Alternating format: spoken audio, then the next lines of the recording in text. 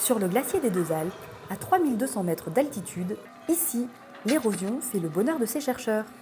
La retenue d'eau qui alimentait les enneigeurs était un lac totalement naturel, formé par une cuvette de glace. Des failles souterraines sont apparues cet automne et l'eau s'est écoulée naturellement.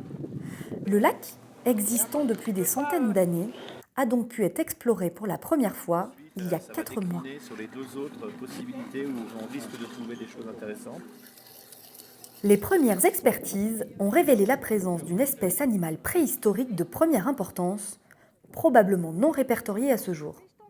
Sébastien Devalier, après décision de la Direction régionale des affaires culturelles, déclenche la fouille. À gauche. Encore. Hop.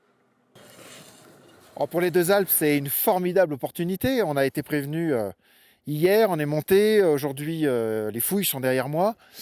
Et on va pouvoir du coup travailler sur une valorisation touristique évidemment. Donc on est déjà en train de travailler sur un bâtiment qu'on imagine d'environ 400-450 mètres avec une muséographie interactive qui va permettre de faire vivre ce qui se passait sur le glacier il y a environ, selon ce qu'on nous a dit, 120-150 millions d'années. Donc extraordinaire, on est très très excités par toute cette découverte. On a un arrêté de la préfecture qui vient de tomber et donc du coup on a un grand périmètre tout autour de 3002 qui vient d'être ceinturé et interdit au public.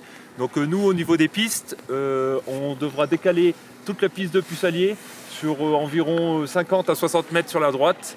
Donc on va essayer de s'organiser pour faire au mieux pour un retour sur la station.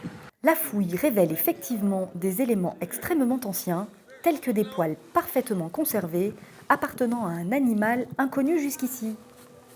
Les éléments retrouvés par la suite seront envoyés au laboratoire de paléontologie à Poitiers pour être étudiés plus en détail.